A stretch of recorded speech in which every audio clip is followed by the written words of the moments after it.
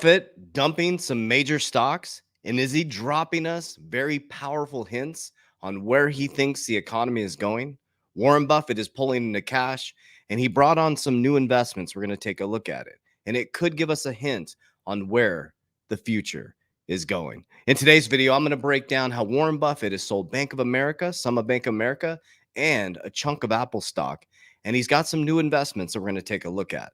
Now, remember, there's a massive energy shift happening right now, spiritually, social, geopolitical, and financially. After 2030, we're going to be in a brand new world. The next 6 years, you have the opportunity to build massive wealth for your family. Don't F this up, as Raoul Paul says. Do not F this up. And we do that by paying attention. Don't get caught in the left. Don't get caught in the right. Look up, find God, find Christ, and let's follow the path back to the light. Love you guys. Let's dive in. All right. Love you guys so much. And I appreciate you guys allowing me to be me, because that's what this is all about, man. This is all about finding your truth, finding that love, and really embodying who you're truly meant to be. So let's dive right into this. So Warren Buffett offloads Bank of America shares worth $982 million in his last sale. So people are freaking out. Warren Buffett, this is normal for Warren Buffett. During these volatile times, he does a rebalance of his balancing sheet, right? He's an investor, very, very, very, very smart man, has a very, very smart team around him.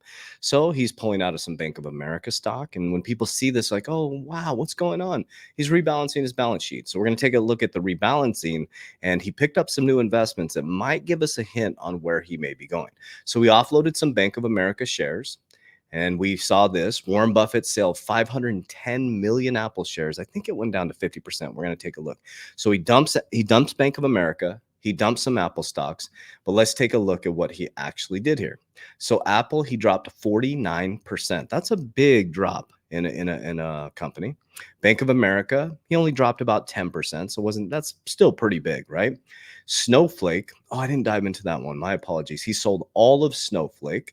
Let's dive into that. What is Snowflake? Let's see what that is. Snowflake. Let's dive into it together. I don't even know what Snowflake is. Well, we know what that is. Snowflake Company Incorporated. What is that? Let's see. Snowflake. Oh, here we go. Okay. So we're doing this together. Hopefully I get this right. Double check my work here. We're doing, oh, sorry. I'm going to show you guys what I'm looking at. Interesting. So he dumped 100% of Snowflake. So streaming data is easier in a data cloud. So we'll have to dive into that. And you'll have to verify that that's the one that he dumped there. So it looks like he dumped 100% of Snowflake. He sold all that, or maybe they're not doing too well. Chevron, he dropped about 3.5%. Let's see. What is this? Occidental Petroleum, 2.9. So it looks like he went up 2.9. Capital One Financial Group, he dropped 21%. So it looks like two financial firms, 1, 2, 3, or 2 financial firms. Okay. What was the other one that he dropped? Chubb. He went up 4.2%. So his new holding, Paramount Global, interesting. He sold all of Paramount Global. So there's 2 that he added to his portfolio, which we're going to take a dive. Ulta Beauty, look at him getting all beautified. And what was the other one? This Heiko, which we're going to dive into that. So he may be giving us a hint on where he may be rebalancing towards. Okay. So this is Heiko. Heiko Corporation, established in 1957, is a dynamic and expanding technology-driven company specializing in aerospace, industrial, defense, hey, World War III may be coming, and electronic sectors. Flourishing through commitment to innovation and cost-effective solution, Heiko's products are integral components of large commercial, regional business, military aircraft, as well as diverse applications like industrial turbines, targeting systems, missiles. Yep, we get it. We get where he's rebalancing to. And then this is another one too that I wanted to show you guys, and then we'll dive into my little narrative around what I think is happening. The future is the reason why we make plans. Choose the future. Start taking better control of your financial life. We know Nubank is one of his best performing investments. He doesn't like Bitcoin, but Nubank is a cryptocurrency bank, and this is one of his best performing investments. So we see that he decreased Apple by 50%. Now, he maybe just be rebalancing, not that Apple is not going to do well in the future, but he made a lot of money off Apple. So he could be pulling profits before a stock market collapse, right? What was the other one? Paramount.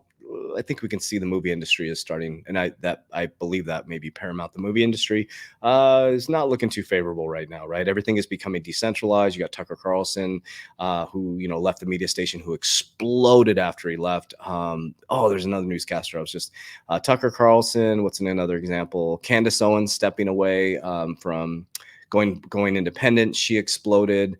I don't know if that was a good example, but you guys know what I'm saying. Tucker Carlson is probably one of the greatest examples of everybody's going independent. You got guys like me with YouTube channels and TikToks. I mean, we get 500,000 views per day across all our platforms, from TikTok, Instagram, Twitter, YouTube, and we're on all platforms across. I think we're more than that. I think we're sitting about 600,000 views per day. Think about that. That's crazy. We have a small team. We have a media team, right? We have me, my head of media, Brenda. We have Dustin and Josh. There's 4 of us in our team, right? And we get about 600,000 views a day on average. I mean, that's crazy if you think about it. And we're small time, right? Compared to what Tucker Carlson gets, or um, I'm trying to, why my brain is going blank. Anyways, my point behind it is everything is becoming decentralized, right? And so what Warren Buffett is doing is he's rebalancing. He's taking some profits, smart man. Now he's allocating into things like new bank, the future of banking, which is cryptocurrency. You got that defense, missiles, things like that. And Ulta, man, he's into some beauty stuff. Maybe he's starting to get beautified. Who knows? But my point behind all of this is everything is changing dramatically right now. And why is he pulling into a lot of cash as well? Is I believe, like, you have to understand that the stock market is still extremely overvalued. Okay. They're turning the printing machine back on, which is going to continue to overvalue companies, right? If they turn it on full blast, then we know we're going into a financial reset. Now, the thing that they may do, we had a deep conversation about this yesterday, is if they turn the printing machine on, they lower interest rates, going to make money cheap. It's going to continue to devalue the dollar. The savior is Bitcoin coming underneath the treasury, using Bitcoin as an appreciating asset to shrink the balance sheet. And as Cynthia Loomis said, we can bring the national debt down and cut it in half by 2045. So it could be that they're like, F it, just turn these printing machines on, low interest rates, and all the the people at the top, excuse me, are going to take this money and they're going to, because what happens, Jim Rohn, if you give $1 million to every person in society, ends up in the same 1% hands, because the 1% take the money and they buy things like real estate, they insure their money, they buy assets, and then the working class and the working poor take the money to make the wealthy wealthier, right? It just recycles back up to the 1%. So what we need to do is we need to understand that this is a very speculative time for cryptocurrency. We're still extreme speculative phase. We're going into an amazing, amazing bull run, which is very, very exciting, right? And what goes up is going to come down very, very hard. We still have many cycles to go through. Bitcoin has 116 years left. Every 4 years, the rewards for mining gets cut in half. Okay, there's only 94% of supply is gone, 6% is left. They mine 450 per day. And if they do pass these bills and pull it under the treasury, they want to buy 550 a day. So they're going to be buying more that can be mined. So if you own a piece of history, you could have an amazing appreciating asset, and you could do a lot with that in the future, right? So what I did is I invested in very speculative assets that I believe will be here in the future. I have Bitcoin as my gold. I'm using that as my gold. I'm sticking on that standard. I'm never selling my Bitcoin.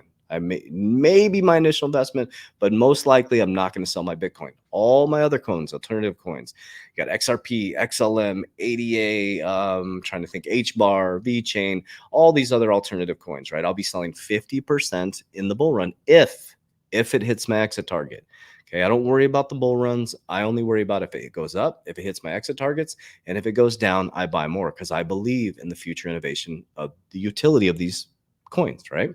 So if it goes up, I sell on the left side of the risk pyramid as everybody's coming in. I'm selling you my crypto as you come in, my 50%. Okay, I pull it down the risk pyramid to tier 1 capital. I use insurance. I insure my money, just like I insure my car. Just like I insure my family with term insurance to make sure they're taken care of if something happens. Just like I insure my house, I insure my money. So I'm going to max fund my policies. That's always my first step when I pull profits. I'm pulling out a speculative, high risk, high return. I'm bringing it down into tier 1 capital and locking in that for my family's future. in our Rockefeller Trust. Okay. It's called the Dynasty Trust for me, but we call it the Rockefeller Waterfall System. So I locked that in. Once I lock that in, the excess cash, I'm going to continue to innovate within my companies to create cash flow, silver for barterability. Bitcoin is my gold. And now we're heading into real estate, right? You see what we're doing? We're taking our crypto profits and we're creating cash generating assets. We're securing in things that we can compound, we can borrow against. Okay. We can money compounds every 7 years at 10%. We can borrow against the cash value, right? And we can get market like returns. Okay. Eighth wonder of the world, compound interest. So what we want to do during these times is we don't want to just try to get rich quick, try to win the lottery. Is you have to be very strategic with these moments in time. Very strategic.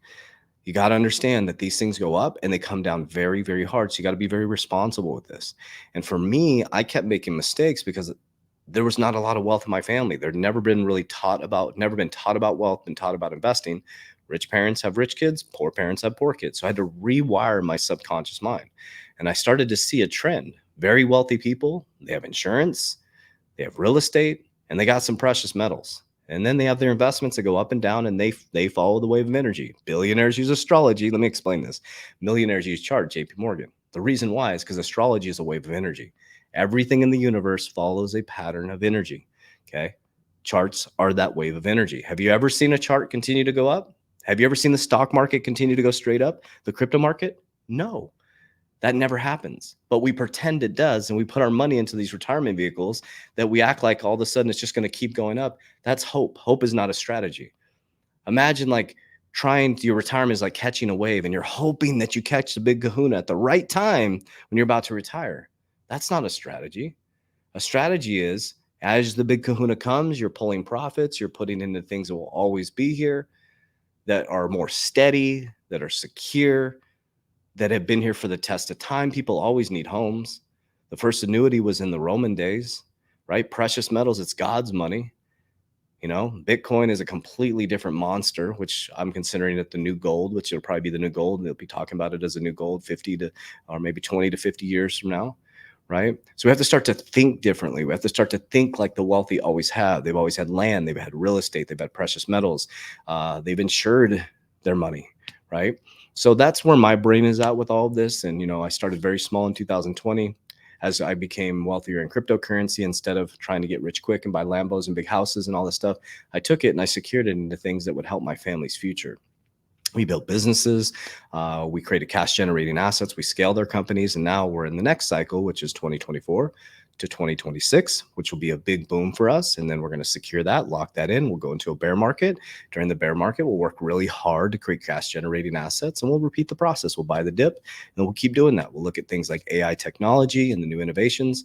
And when everybody comes rushing in, we'll be selling. And when it crashes down, we'll be buying. Warren Buffett. We buy when there's blood in the streets. So it's about taking a deep breath. You got this, man. We got this. Financial literacy and financial education is so important right now. It is so important right now. So if you need any support at all, we get hundreds of messages a day. You can probably imagine we get hundreds of messages. First thing I'm going to tell you is I will never, ever, ever proactively DM you about your crypto portfolio. I'll never ask about your crypto portfolio. We do not invest people's money. That is not us messaging you. There's so many scam accounts out there. We report them and block them and 100 more come up. Okay. We don't invest people's money. We do not have an investment platform. We'll never ask you to send us money to invest. What we do have is I have a whole team ready to support you if you fill out a needs assessment in the description of this video or my social media platform. Okay, they can help you with retirement strategies. I insure my wealth, but it's about what's right for you. So they can explain to you how we insure our wealth, but it's about understanding what your needs are. So when you fill out the needs assessment, I'll have the proper team member reach out to you to have a conversation, absolutely free conversation, to help you out, to understand around how I insure my wealth. So if you need support with that at all, just click the link in my bio or click the description of the video down below and we'll get the team member reach out to you. They will call you, text you, and email you. And I'll see you on the inside. Warriors, rise, get your shit together. Love you guys.